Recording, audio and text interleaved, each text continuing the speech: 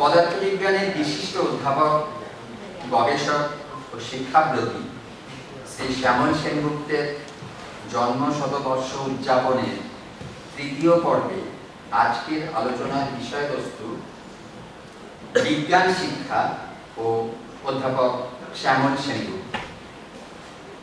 আলোচনায় অংশগ্রহণ করবেন Indian association for the cultivation of সায়েন্সের বরিষ্ঠ বিজ্ঞানী এবং অমল কুমার রায়চৌধুরী চেয়ার প্রফেসর অধ্যাপক Soumitra Sengupta, tata institute of fundamental রিসার্চের তত্ত্বীয় পদার্থবিদ্যা বিভাগের বরিষ্ঠ অধ্যাপক গৌতম মণ্ডল এবং টাটা ইনস্টিটিউট অফ ফান্ডামেন্টাল রিসার্চের ডিন এবং বরিষ্ঠ অধ্যাপক শ্রীরূপ রায়চৌধুরী।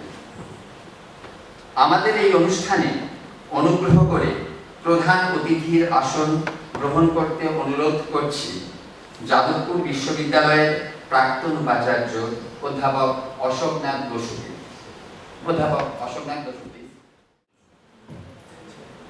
যাদবপুর বিশ্ববিদ্যালয়ের পদার্থবিদ্যার প্রাক্তন বিভাগীয় প্রধান অধ্যাপক ধীরঞ্জন রায়কে এই অনুষ্ঠানে সভাপতির আসন গ্রহণ করতে অনুরোধ জানাচ্ছি। অধ্যাপক। এবার সভাপতির স্বাগত ভাষণে আমাদের আজকের অনুষ্ঠানের সূচনা করবেন অধ্যাপক ধীরঞ্জন রায়। অধ্যাপক ধীরঞ্জন রায়।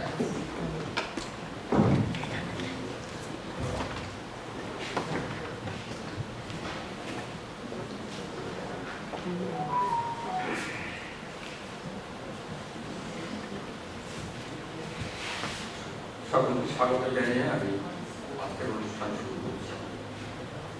আজকে অধ্যাপক শ্যামল সেনগুপ্তের শতবার্ষিক অনুষ্ঠানে এটা তৃতীয় অনুষ্ঠান সম্ভবত, এবং কিছুদিন আগে Raychaudhuri সেন্টেনারিও শেষ হয়ে গেছে, জাস্ট কয়েকদিন আগে। এই দুজনের প্রতি আমি শ্রদ্ধা জ্ঞাপন করে আজকের অনুষ্ঠান শুরু করছি। আজকের বিষয়বস্তু আলোচনার বিষয় বিজ্ঞান শিক্ষা ও অধ্যাপক শ্যামল সেনগুপ্ত। শ্যামলবাবুর শিক্ষার ধরনে অনেক পরিবর্তন হয়েছে, ডিউরিং টাইম অনেক পরিবর্তন হয়েছে। সেটা আমি এই শ্রদ্ধাঞ্জলিতে বিভিন্ন লেখা থেকে আমিও বুঝতে পেরেছি, আর আগেও আমি বুঝতে পেরেছি যে অনেক পরিবর্তন তিনি এনেছেন। কিন্তু একটা জিনিস ছিল, তিনি সবসময় চাইতেন ছাত্রদের মধ্যে প্রশ্ন আসুক, জিজ্ঞাসা আসুক, সেটা না হলে বিজ্ঞান এগোতে পারে না। সেটা তিনি সবসময় চাইতেন। যেভাবেই যে শিক্ষা করুন না কেন, সেটা সবসময় তিনি চাইতেন। এবং সেটা যে বিশেষ দরকার, সেটা আমি পরবর্তী জীবনে অনুভব করেছি যে এই প্রশ্ন না করলে বিজ্ঞান উত্তর পাওয়া যায় না। আমি প্রশ্ন যদি না থাকে উত্তর পাবো, তার একটা কিছু কিছু উদাহরণ আমি দিতে পারি যে সেই ধরনের শিক্ষা কি ধরনের হতে পারে আর কি। ফর এক্সাম্পল, আমি কোনো এক সময় একটা কলেজ সার্ভিস কমিশনে ওখানে ইন্টারভিউ ছিল। সেখানে কোনো এক অধ্যাপক ছিলেন, ওনাকে অন্য একটা বিশ্ববিদ্যালয়ে। একটি স্টুডেন্ট আসবে, আগে তিনি আমাকে বলছেন যে এই ছাত্রটি বা ছাত্রীটি তা নিয়ে আসছে, দেখে আমরা মানে খুব ভালো, অল থ্রু ভীষণ ভালো রেজাল্ট, কিন্তু তার থেকে কোনো প্রশ্নের সদুত্তর আমরা বার করতে পারিনি কোনো সেমিনার। তা আপনি ওকে একটু জিজ্ঞাসা করতে দেখবেন তো। তা ও আসার পরে আমি বললাম যে তোমাকে এই বিষয়ে জিজ্ঞাসা করলে তুমি কমফোর্টেবল ফিল করবে। ও বললো স্যার অপটিক্স থেকে জিজ্ঞেস করবো। আমি বললাম ঠিক আছে, আমি বোর্ডে গিয়ে একটা লাইন টানলাম যে এখানে ধরো লাইট ল্যাম্প পোস্ট আছে, এখানে তুমি দাঁড়িয়ে আছো, ছায়াটা কোথায় পড়বে তুমি এঁকে দেখাও, তোমার মাথার ছায়াটা কোথায় পড়বে এঁকে দেখাও। সে আঁকলো। আমি ওটা কি হলো বলে রিফ্লেকশন হলো। আমি he is not bald headed, ওর মাথায় টাক নেই, ও টাক নেই। ওটা কি হলো? রিফ্রাকশন হলো, এবং তার থেকে আমি কোনো সদুত্তর বার করতে পারিনি ডিউরিং দিস ইয়ার। সো এবং এটা আমি বলছি এই জন্য যে মানে আমি যদি জাস্ট ক্লাসে নোট দেই এবং ই করি তাহলে তো মানে এর থেকে ভালো আর কিছু আশা করা যায় না। তো যাই হোক, আজকে শ্যামলবাবু সম্পর্কে অনেকেই অনেক কিছু লিখেছেন, বলেছেন। আজকে এখানে তিনজন আছেন যারা বলবেন, এবং ওর মধ্যে একজন Gautam Mondal, Department of Theoretical Physics, senior professor. He has a brilliant academic career. He topped the higher secondary test, merit test, and he is a student. All three are students from Presidency College, ex-Presidency College. Now his research interest is PhD from TFI, and his research area is string theory, black hole, gravity, quantum field physics. The next is Sreerup. He has written a long article in the Shraddhanjali. He is also a senior professor from TFI, and his research area is phenomenology of elementary particles and their interactions, electronic interactions, and has worked in diverse topics like Higgs physics, flavor mixing, supersymmetry, etc. He is currently studying signals for new physics at the Large Hadron Collider, CERN. He has published 2 books, The Roots and Developments of Particle Physics in India, and Particle Physics for Brain World and Extra Dimension. Brain, I think brain is a membrane. It comes from membrane. Then Soumitra Sengupta is a honorary chair, ISS, Department of School of Physics, Physical Sciences. Did his PhD from SIMP from 93 to 96 Presidency College, then 96 to 2002 Jalapur University, and from then onwards he is in Basu. Actually, Bengal language রাস্তাটা cross করতে অসুবিধা বলে যাবো থেকে তো আইএসএসটা prefer করেছে। We lost a good anyway. His research area is string theory, supersymmetry, cosmology, and black holes. Again, brain world phenomenology. And apart from all this, he is an accomplished musician. He ও দিনের বেলাটা physics করে, হ্যাঁ, রাতকে ও তো I invite Goutam Saumitra.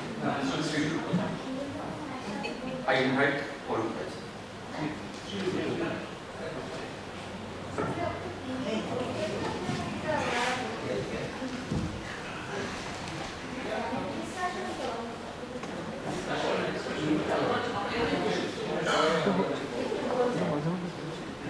আজকের মূল আলোচনা শুরু করার জন্য অধ্যাপক সৌমিত্র সেনগুপ্তকে অনুরোধ জানাচ্ছি।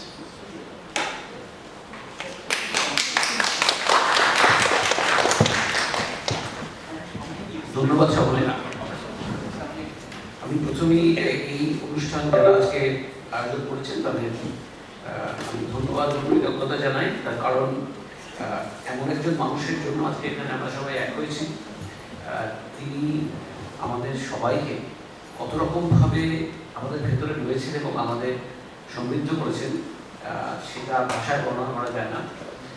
তবুও আমরা আজকে একত্রিত হয়েছি একটি কারণে, যে আমরা সবাই আজকে ওনার কথা ভাববো এবং ওনার কথা নিয়ে আলোচনা করবো এবং বলবো এবং আমাদের নিজেদের মধ্যে একটু শেয়ার করবো আমাদের চিন্তা ভাবনাগুলো, এবং আমরা বিভিন্ন পার্সপেক্টিভ থেকে ওনাকে দেখবো। এবং আজকে অবশ্য বিষয়তে ওনাকে বিজ্ঞান শিক্ষা এই পার্সপেক্টিভে আলোচনাটাই মূলত আমাদের সীমাবদ্ধ থাকবে, এবং আমরা প্রত্যেকটা মানুষ হয়তো আমাদের মতো করে ওনার কাছ থেকে অনেক কিছু পেয়েছি, সেগুলো আমরা সবাই সঙ্গে একটু আলোচনা করব। তো সেই আলোচনায় আমি প্রথমেই আজকে বলবো শ্রীরূপ আমাদের কলিগ বন্ধু, বহুদিন আমাদের সঙ্গে একই বিষয়ে আমরা কাজ করি। তো আমি প্রথমেই শ্রীরূপকে বলবো যে ও যেন চিন্তা ভাবনার ব্যাপারে আমাদের সবার সঙ্গে একটু শেয়ার করেন।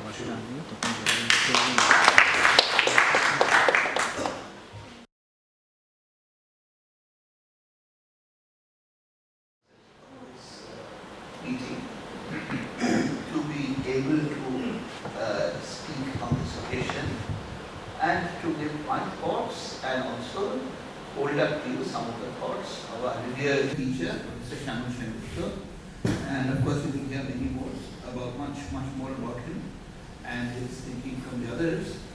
So my purpose is not just to talk about Shyamal, which I will of course do, but also put his thinking and his thoughts in a more very general perspective of that of science in general and that of science in India, both of which are things which we ourselves have participated and are participating in. So let me start at the beginning, but let me start with Shyamal. So when we were in class and Shyamal was standing in front of us, and there are many things which he used to say. And let me repeat some of them. They will be familiar to all those who have been sat in his classes. So one of the first things he say is that you should think what is the purpose of scientific activity. Then he used to come and say that don't come and try to do science with vague romantic ideas. This is his very favorite expression. Then he would also remind us that science is mostly hard work with very small rewards, at least in the material sense. Among his other things, he was asking, we had to ask him a question. He would say that before asking this question, did you think deeply about it? এই প্রশ্নটা করার আগে ভেবে দেখেছো? ওনার তো favourite কথা ছিল, আমাদের সবাই মনে আছে। তারপরে উনি বলতেন যে questions, try to make a question precise. কোয়েশ্চেনটাকে প্রিসাইজ জিজ্ঞেস করতে হলে আমার বেশিরভাগ সময় উত্তর দেখবেন এসে গেছে, already come. And one thing he used to say that if your only aim is to pass examinations, you should not be a scientist. Now I should say that we were undergraduates at that time, and these are things which are really difficult for undergraduates to appreciate. The depth and the vision behind what he said were difficult, and I must admit that like many of my classmates and many others, I think, we did not fully appreciate the depth and importance of what he was saying. But now after many years, I find I am in the same place. When I talk to my students, I find I am saying the same things. And to that extent, I find that, some of the things which Shyamal taught us have been internalized. I talk about the same things. And we all do. Now Shyamal, of course, one of the basic things which his statements came from was having read very deeply in the basics of what science is, how science came about, and so on. So I will just give you a key eye view, bird's eye view of how science started and so forth. And so I will talk about Western science a little bit, and then a little bit about Indian science, and then I will come to back to Shyamal towards the end of my talk. So Western science, as you know, the Western world in the medieval ages was dominated by the Catholic Church. That is because, but it's important that the Holy Bible was the book. You could not deviate from it, and this Catholic Church dominated the thinking of earlier books. Now, in 1323, the Church declared that this book, called the Summa Theologica, written by St. Thomas Aquinas, is as sacred as the Bible. So this was a book of theology based on Bible. It was, as you can see, very fat, full of many volumes. And in this book, why was it so important? Because this book contains 7 different proofs. I say quote-unquote proofs because it's something which cannot be proved, of God's existence. However, so therefore it was deemed to be very, very sacred. Now Aquinas, who was an honest man, he freely admitted that these proofs he had copied from the metaphysics of Aristotle. And that of course was many years before that. Now I'm not going to those quote-unquote proofs, but the result was that by the 1400s, about 100 years after that, the prestige of Aristotle and his works had become second only to the scripture. This is the situation in medieval Europe. Now the trouble is that Aristotle, of course he was a pioneer, so he said many things which are correct, but he also made many mistakes, many astounding mistakes. So let me just show you what you can read. Read those. Some of them are familiar, some you may not be so familiar with.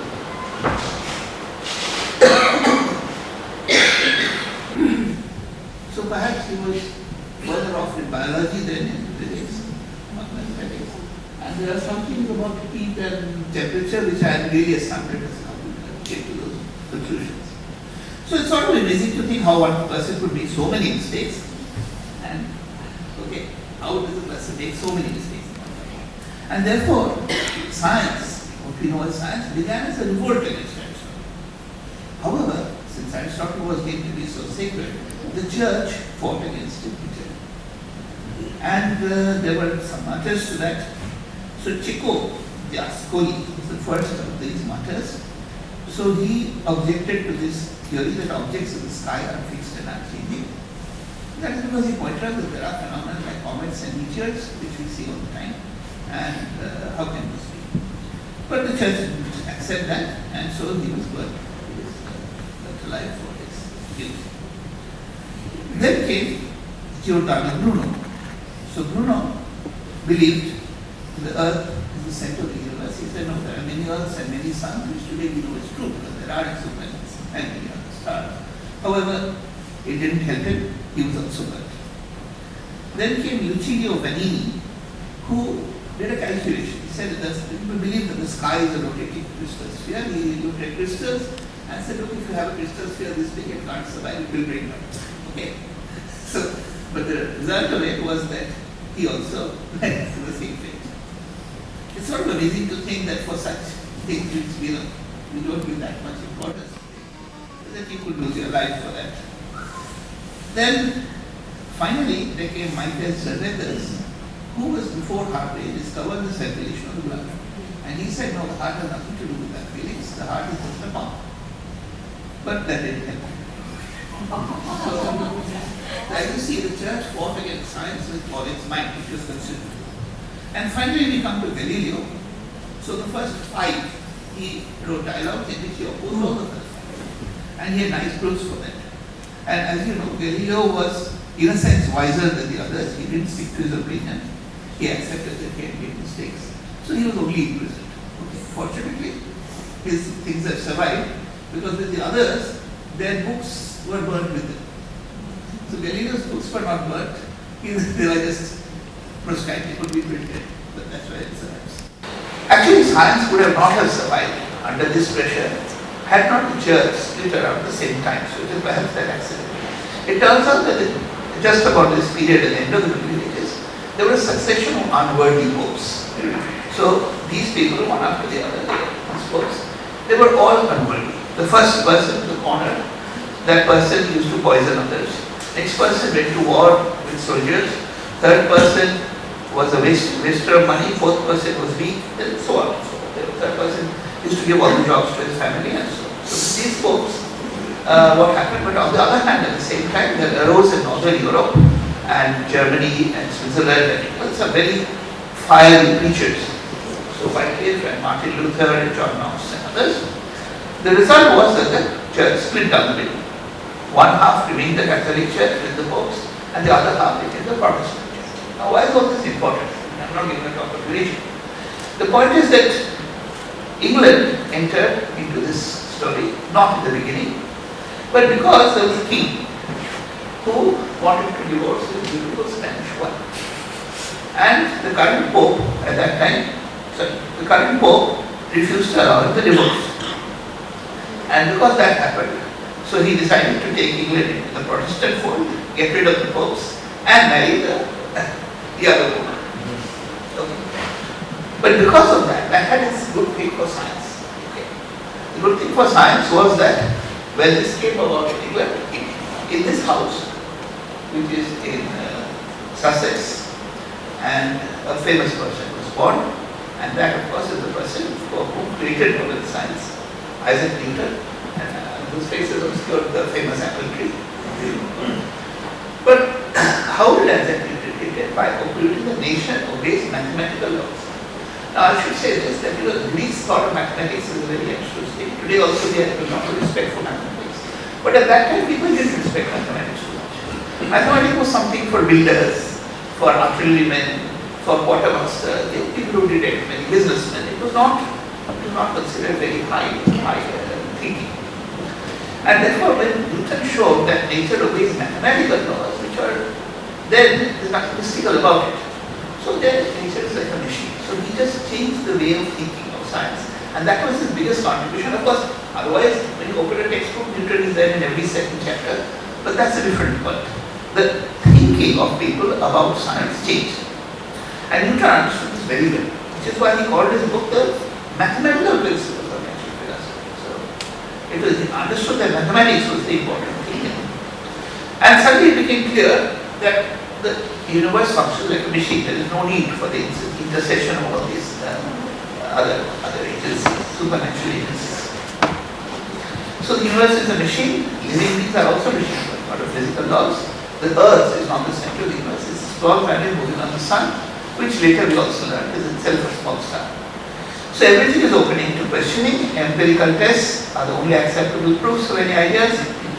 All hypotheses are welcome, but must be tested empirically. And of course, once the workings of nature are understood, we create machines that created the industrial revolution. Once the human body is understood, we can cure diseases, which is why we live so long nowadays. Once human mind is understood, we are not all the way there, we could understand thought, etc. So the motto of the medieval world was nihil ultra, there is nothing beyond this. Today, the motto was changed to volare ad caelum, which means fly to the sky. Okay, so let's come to India. And Western science is Western science. It did not grow in India spontaneously. It came via ships. It was brought in by the Westerners and hurried it. Let's hear. So the Europeans came to India not to disseminate science, but to trade. The point is that actually science would have not have survived under this pressure had not split around at the same time. So it is perhaps that accident. It turns out that just about this period at the end of the Middle Ages, there was a succession of unworthy popes. So these people, one after the other, these popes, they were all unworthy. The first person in the corner, that person used to poison others. Next person went to war with soldiers. Third person was a waster of money. Fourth person was weak, and so on.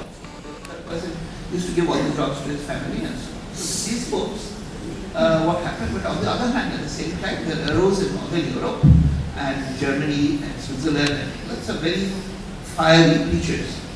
So Wycliffe and Martin Luther and John Knox and others. The result was that the church split down the middle. One half remained the Catholic Church with the popes, and the other half became the Protestant Church. Now, why is all this important? I'm not even talking about religion. The point is that England entered into this story not in the beginning, but because there was a king who wanted to divorce his beautiful Spanish wife. And the current pope at that time, the current pope refused to allow the divorce. And because that happened, so he decided to take England into the Protestant fold, get rid of the popes, and marry the younger woman. Okay. But because of that, that had its good thing for science. Okay. The good thing for science was that when this came about in England, in this house, which is in Sussex, and a famous person was born, and that of course is the person who created modern science, Isaac Newton, and whose face is obscured the famous apple tree. But how did Isaac Newton did it? By concluding the nation obeys mathematical laws. Now I should say this, that Greeks thought of mathematics as a very abstruse thing. Today also they have a lot of respect for mathematics. But at that time people didn't respect mathematics too much. Mathematics was something for builders, for artillerymen, for quartermasters, people who did it, many businessmen. It was not considered very high thinking. And therefore, when Newton showed that nature obeys mathematical laws, which are then there's nothing mystical about it.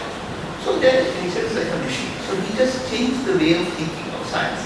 And that was his biggest contribution. Of course, otherwise, when you open a textbook, Newton is there in every second chapter. But that's a different point. The thinking of people about science changed. And Newton understood this very well, which is why he called his book the Mathematical Principles of Natural Philosophy. So it was he understood that mathematics was the important thing. And suddenly it became clear that the universe functions like a machine. There is no need for the intercession of all these other agencies, supernatural agencies.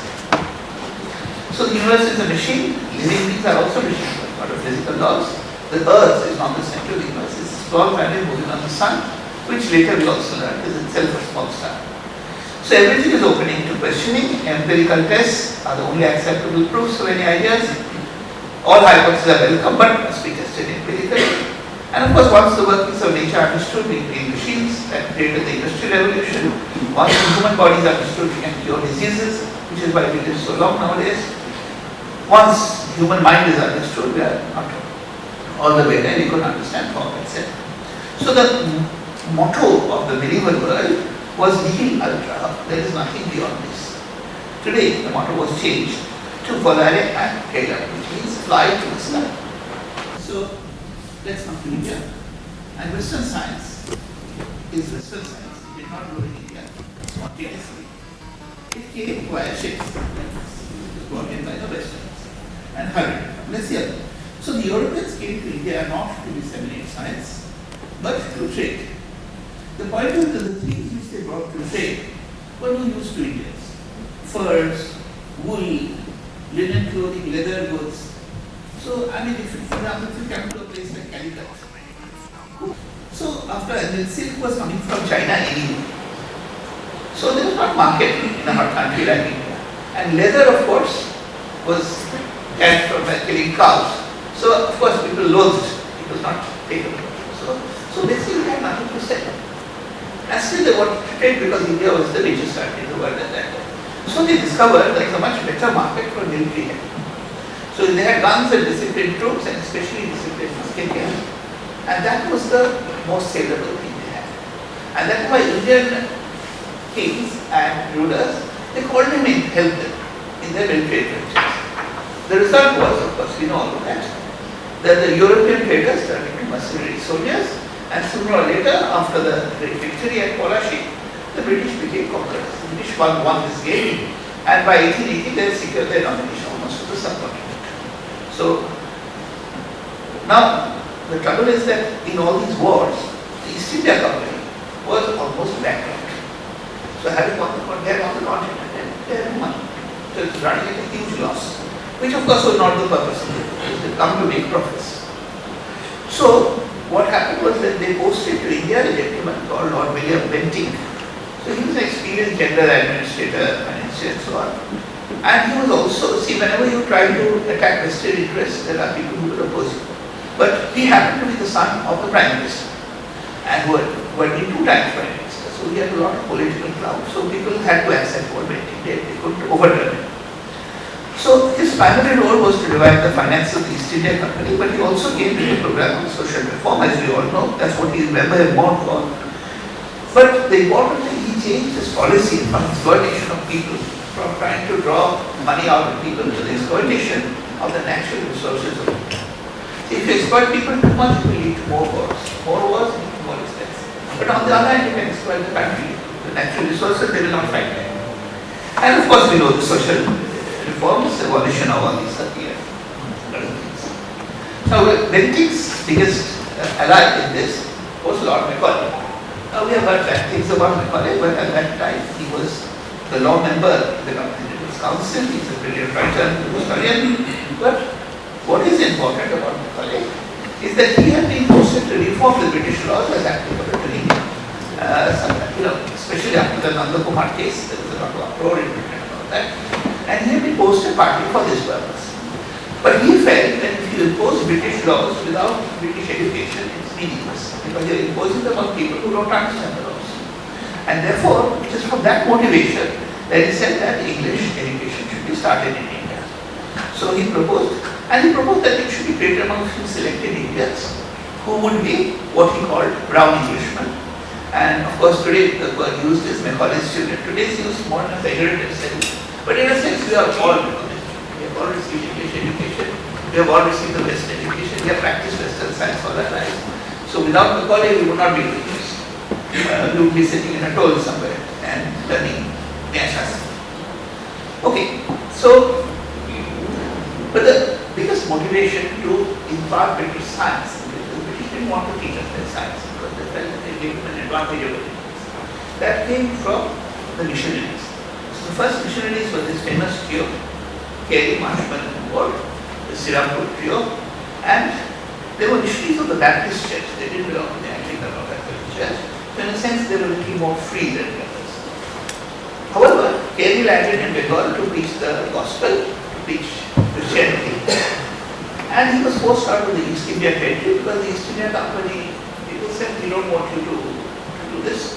We would like you to do some other work, but don't preach the gospel here. So he moved mission to Sreerup, which was Danish.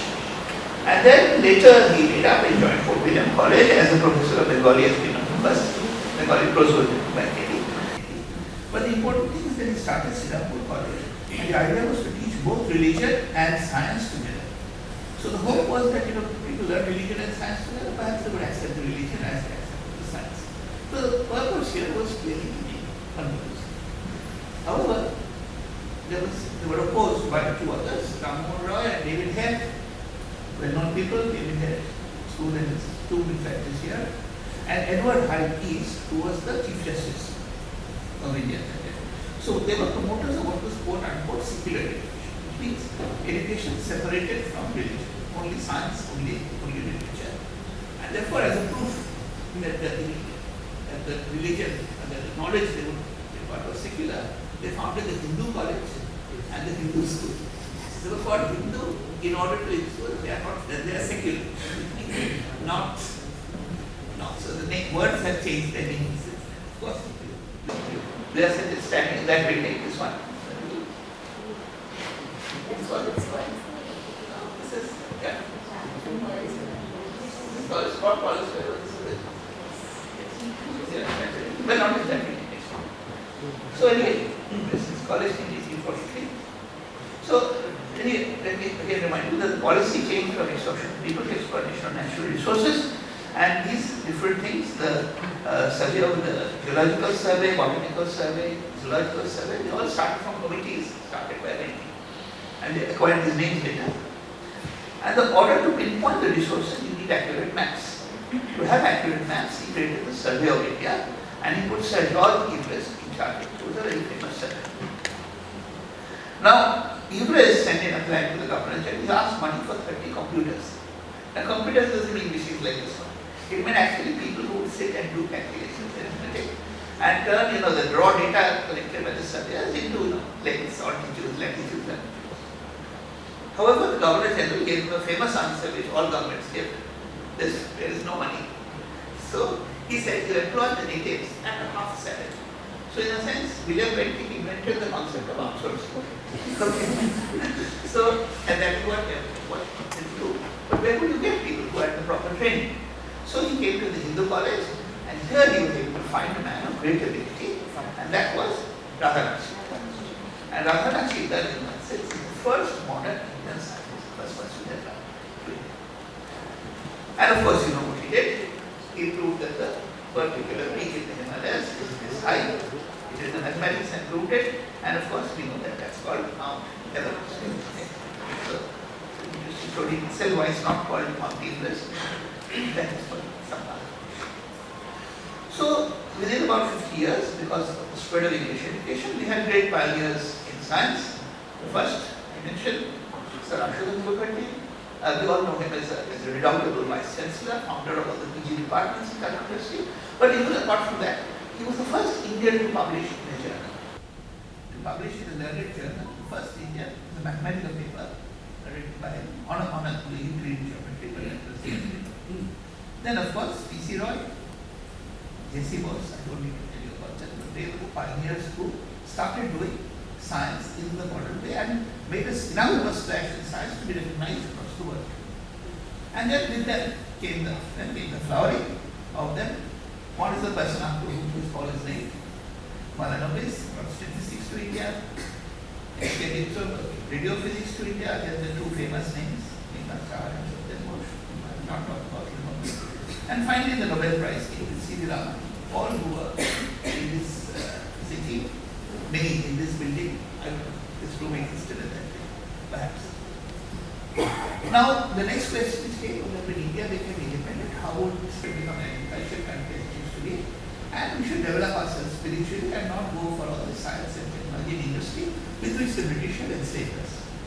He was totally opposed by M. Vishweshwaraya, the great engineer. We have had engineers there last week. And he said no, we should develop industry and develop scientifically. That is the way to progress. Now, with independence, the role to decide this came on Pandit Nehru as the Prime Minister. And Nehru definitely decided that he would not follow his political guru, but he would follow Vishweshwaraya, and decided to definitely went on this side, that we should develop science and engineering. And we had to develop agriculture too, but in a scientific way. Now, there were two schools of thought. Meghnad Shah felt that we should set up schools everywhere. We should start science at the grassroots. In 20 years' time, we would have a large, well-educated. With India's population, he felt that every year we should produce an Einstein, because just from the statistical number. He was opposed by Homi Bhabha and others, who said that you cannot wait 20 years because science will have gone too far to catch up. Instead, there are a few elite institutions. We compete with the West and get immediate effects, and the grassroots can come later. Now, imagine the situation of a politician faced with somebody who promises immediate results versus somebody who promises results 20 years later. Generally, politicians cannot meet the next election. But even with a more visionary politician, it mattered because the country he had been handed by the British was these were the major features of that country. Okay, he had to cope with these huge problems, and really there was very little money, so there was no option except to go for the Bhabha option and build a few elite institutions, one of which I am fortunate to live in. And Nehru had clearly said in one speech, which we have in clear, that once these are brought under control, the nation should then start the grassroots science. Unfortunately, these are no better under control than before. We haven't come to the point where we really started science at the grassroots. We are still waiting. But nevertheless, nation building happened. Of course, under different verticals. Again, Malanobis, who was in a college civilian, started the 5-year plan. Bhabha started the atomic energy program. Sarabhai started the space program, which has had such a great success recently. Patnagar started the CSIR and all its laboratories. The DRDO, which has made India in many ways, well, I wouldn't say self-sufficient, but at least we make some of our own military goods. That was started by D.S. Kothari. Then Swaminathan, his face is in color because he's only one of these people who is still alive. He was the pioneer of the Green Revolution, which has made India self-sufficient in food. Then the White Revolution, similarly, the one is due to for milk. We are the biggest milk producers in the world, was due to Varghese Kurian. And Sir J.C. Ghosh was the pioneer of the IITs and high quality education in the country. And finally, Sri Rajkumar Ambedkar was the first Minister for Health who pioneered the setting up of all the aims and top quality medical education. So we have these verticals. So these are the things which have allowed India today, Indian lions to roll at the whole world. G20 summit. They all come partly because of the prosperity, the development, not about by these movements. So with that now, let us come to Shyamal. A few minutes only. I know I have exceeded my time, but Goutam has been kind enough to give me a little bit of his time. So Shyamal, I won't talk too much about that. So Shyamal, as we know, he was born in Rajbari on the banks of the Goutam, then Faridpur district. and he was the second son of Bharatbandhu Sengupta and Charukubali. So from the name of his father you can see that there was a streak of patriotism and national feeling. And if you want to know where Rajbari is, it is here on the banks of the Panda, near where it is. That's where Rajbari is, and it's close to Kozhikode. Just here. And very close to the famous world. Well, unfortunately he lost his father at the age of 5, and then Charukubali moved with the children to Pani. And here, that is here close to Calcutta, is a bit north. And it was here that Shyamal got his early education. Then he moved to Calcutta. He first studied in the Metropolitan Institution, which is the Ashoke College today. And from there he appeared for his inter-science examination from here. And just before his examination came the Quit India movement. Okay. And during the Quit India movement, his entire family was put, and he found himself in Goutam Centenary, imprisoned as a political prisoner, and together with some of the people who were sort of more into the freedom movement, it was many of the prisoners from the Dhiranjan brigade, but also part of it.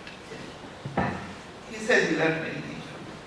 Anyway, he was released a month before his examination, but nevertheless he came out of the problem. And then he did his BSc from Presidency College, 1945, and BSc from 1947. He did his PhD while working independently without a supervisor in 1962. Then here is the rest of his career. He taught at Krishnanagar Government College, Darjeeling Government College, Dhiranjan College, Mondal College before coming to Presidency College. And for some time, of course, he used to also teach at Raychaudhuri Science College. And if you just quick look, when he started here, then went north there, came back here, that's where he started from.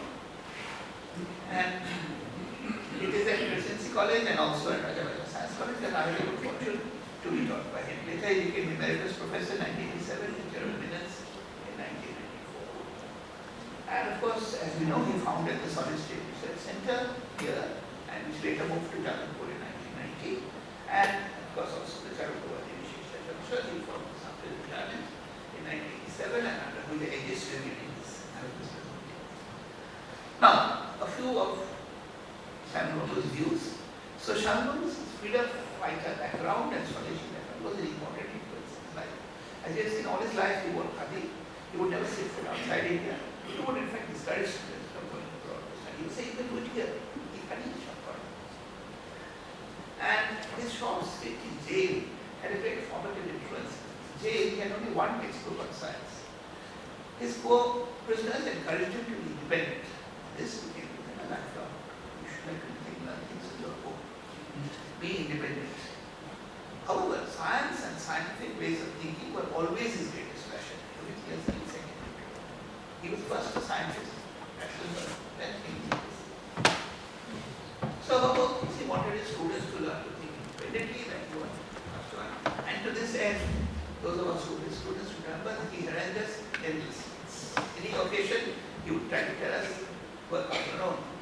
He encouraged us to work in research on everyday things. To go around to work on everyday things. He deliberately, as many of us will remember, used to teach very sketchily, in the hope that we would learn on our own. And the fact that many of us have learned that to become physicists and researchers is the proof that we did learn on our own. So it's not that we could not. And he campaigned tirelessly against shoddy science. Shoddy science is done in that way. He campaigned against it tirelessly, made himself very unpopular, but nevertheless, he never stopped. He would never hesitate to express his views. So, an outstanding teacher, and as far as he was, he had very decided views on teaching, both from the point of view of content and methodology. And there are paradoxes in what he said and what he wrote and did, so I mentioned some of them.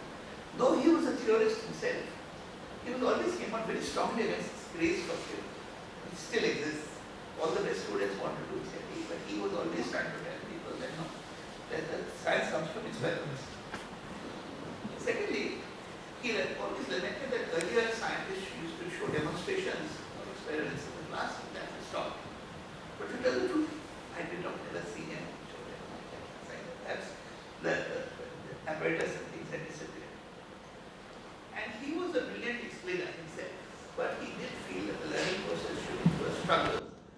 every statement in science is problem solving.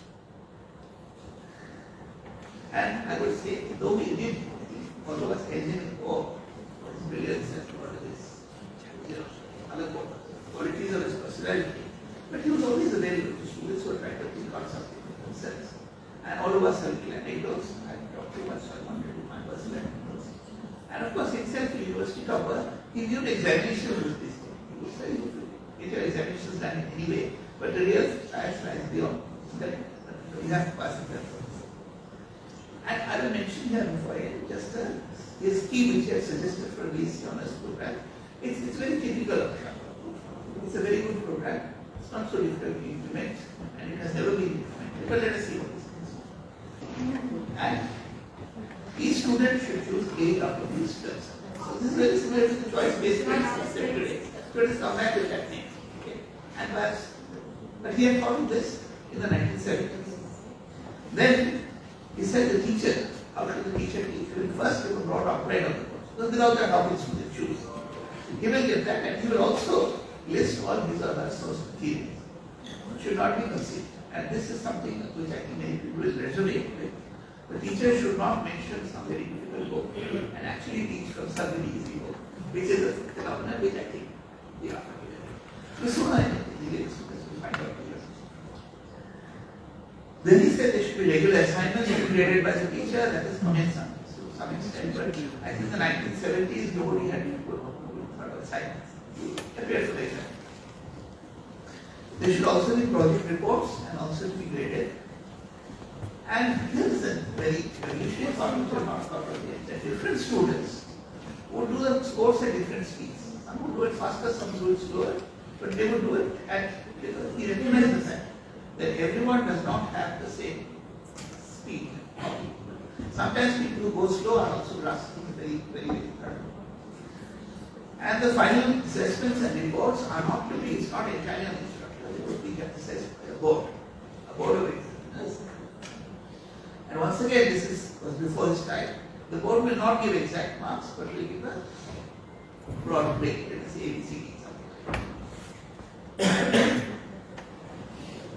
The degree, again, is what it should be awarded immediately. So I can understand that. I got my degree, I think, 16 years after. So, and finally, he felt that this process should go around me, should happen all the time. I don't know how practical this is. So that's what I meant. There's a fair amount of this. You see, that he was far ahead of his time. And that is the important thing I want to say about him. That he was a person who was far ahead of his time. And in many matters, he was, I have said this in the article I wrote, I mean, he was like a diamond set in a bracelet. So the system which we had here was rather complicated. And in total, he was in some sense too good for the system.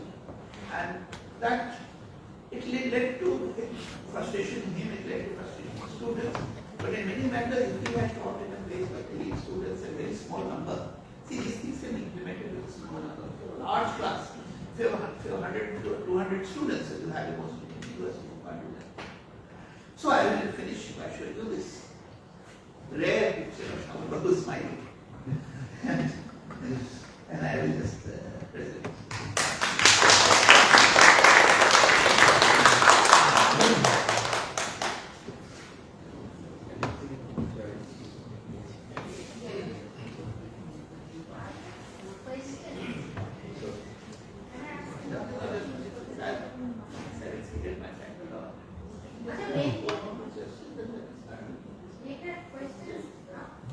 Computer টপটা কি ব্যবহার করতে পারবো? হ্যাঁ, computer ব্যবহার লোক তখন computer মানে একটা কম্পিউটার মানে লোক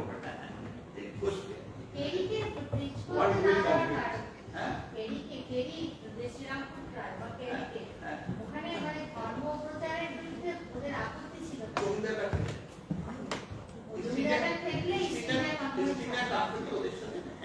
সেইটাকে আমরা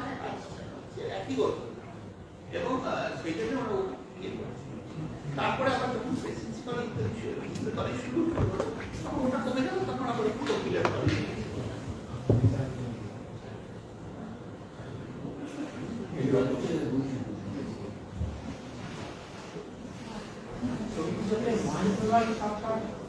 হ্যাঁ, আমি এটা বলতে চাই। অনেকেই আছে, শুধু মহেন্দ্রের সরকার না, অনেকেই আছে। হ্যাঁ, কিন্তু সময় সময় অভাব নেই।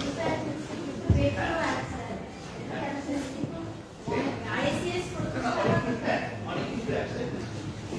না, আবার অ্যাকচুয়ালি ও যেটা বলেছে সেটা শ্রদ্ধাঞ্জলিতে আমার ডিটেলসে বোঝা আছে ওখানে বললে পেয়ে যাবেন। Thank you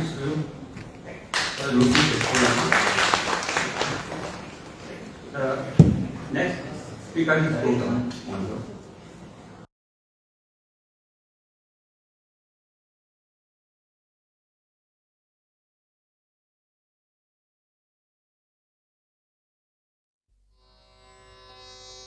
Thank you.